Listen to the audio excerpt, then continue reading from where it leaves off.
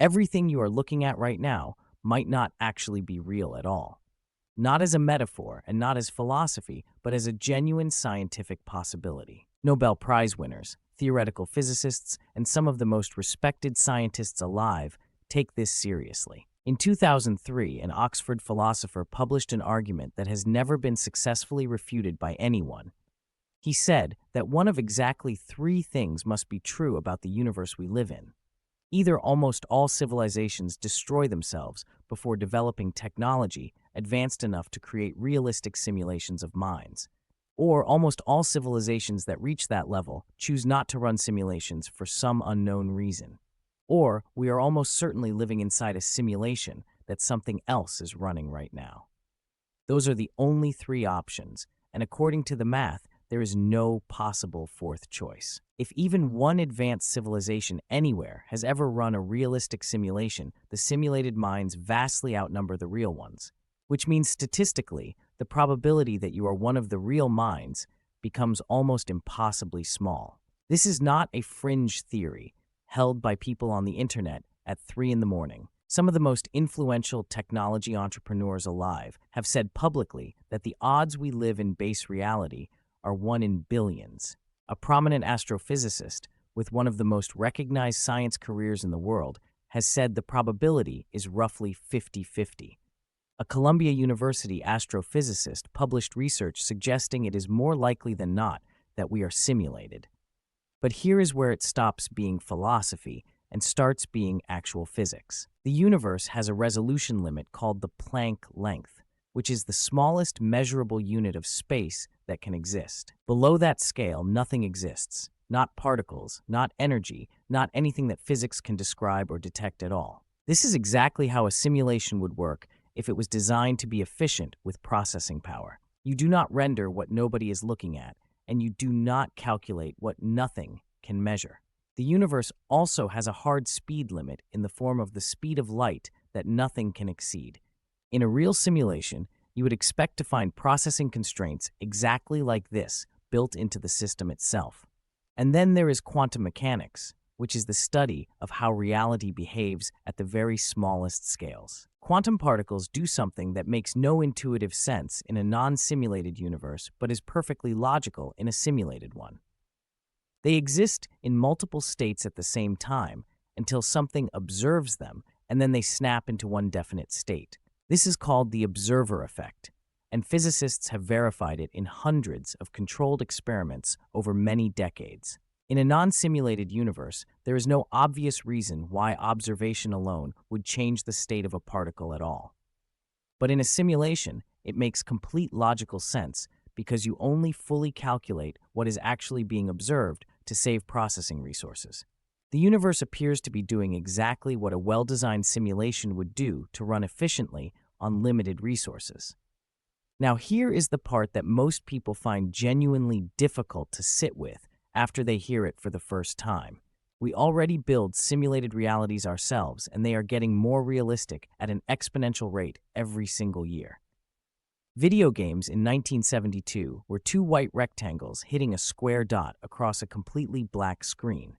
Video games today can simulate entire cities with millions of individual systems all running simultaneously in real time. If this rate of progress continues for another 1,000 years, our simulations will be completely indistinguishable from reality itself. And if one civilization reaches that point and runs even one simulation, the simulated universes immediately outnumber the real ones. The math says this means the probability of being in base reality keeps getting smaller the more simulations get created. But here is the question that actually matters, and most people never stop to ask it at all.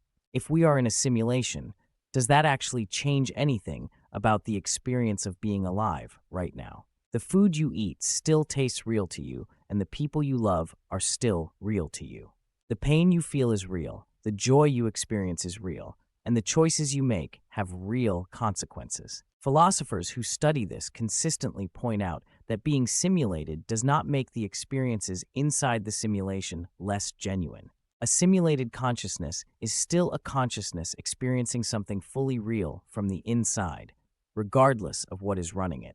But there is one implication of simulation theory that genuinely changes how you might think about existence at the deepest level. If we are simulated, then whoever or whatever built this simulation had to have existed in a non-simulated reality first, which means there is at minimum one layer of real reality somewhere above the one we experience every single day. And that real reality built something complex enough to contain entire galaxies, black holes, quantum mechanics, consciousness, and you. Something real made this, regardless of what that something eventually turns out to be when we find out.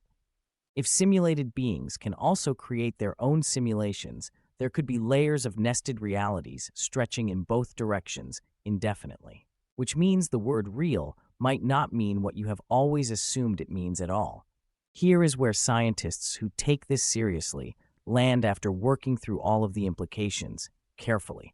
The simulation hypothesis cannot currently be proven, and it cannot currently be disproven by any method available to us. It is in the same category as questions about what existed before the Big Bang, or whether other universes exist. Genuinely open questions that serious scientists consider worth asking, even though the answers are not yet available to us. Some physicists are actively searching for evidence by looking for computational patterns in the fundamental structure of the universe. Patterns that would only appear if the universe was running on something like a mathematical framework beneath the physics itself. So far, they have not found definitive proof either way, but the search itself has already produced genuine new physics. So the next time you look at something completely ordinary and take for granted that it is real, consider this. Some of the smartest people alive are genuinely not certain that it is, and they have mathematical reasons to doubt it. That does not make your experience less meaningful or less worth living, and most philosophers who study this agree on that. But it does mean the question of what is real remains genuinely open in a way most people never consider. Whatever this is, you are experiencing it right now, and that might be the only thing we can say for certain.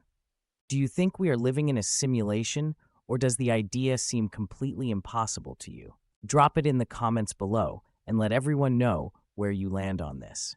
Subscribe to Whisper Files for more things your brain never told you. The lesson is simple, but most people only understand it after struggling.